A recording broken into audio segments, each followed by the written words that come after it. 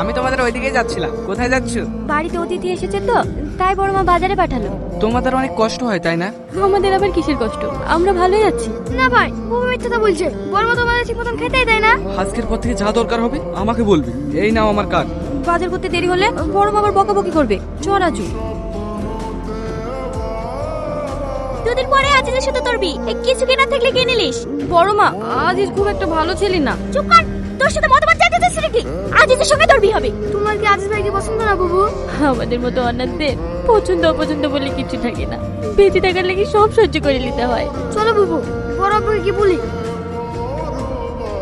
সাথীকে আমি পাবো তো? আগে ওর সম্পত্তি আমি পাবো, তারপর তুমি সাথীকে পাবে। আমার সাথীকে পাওয়ার সাথে আপনার সম্পত্তি পাওয়ার কি সম্পর্ক? সম্পর্ক এটাই, সাথীর যে স্বামী হবে সে হবে লক্ষ লক্ষ টাকার মালিক। ভালো মানুষের মুখোশ পরে থাকতে ভালোই পারেন দেখছি। আজ এত বছর যে সম্পত্তি পাওয়ার এসে আমি অপেক্ষা করছি, আর মাত্র কিছুদিন।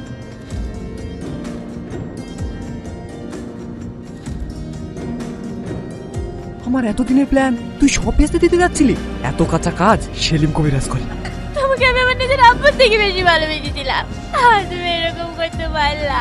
শুনে খুব ভালোই করেছিস, আমাকে আর ভালো মানুষের মুখোশ পরে থাকতে হলো না। মায়া যাও, ওকে সাজিয়ে দাও, আজ কি ওর বিয়ে দিয়ে দেবো। আমি বলি গেলে বিয়ে করবো না। বিয়ে করবি নি? ওকে কিছু করো না, ওকে ছেড়ে দাও। আমি বিয়ে করবো, আমি বিয়ে করবো। ওর কোনো ক্ষতি করো না। মায়া, বিয়ের কোণেটা সাজিয়ে দাও। ওদের দুজনকে অনেক সুন্দর মানিয়েছে, তাই না? বলো মা, কবুল। বন্ধ করো এই বিয়ে।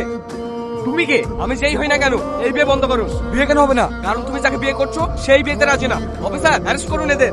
সম্পত্তি লিপে জোর করে বিয়ে দিচ্ছে। আপনাকে কোনটা জোর করে দিয়ে দিচ্ছে? হ্যাঁ, এর আমার ভাইকে আটকে রেখে জোর করে আমার বিয়ে দিচ্ছিল। এত বড় ক্রাইম! কনস্টেবল, অ্যারেস্ট করে ওদের।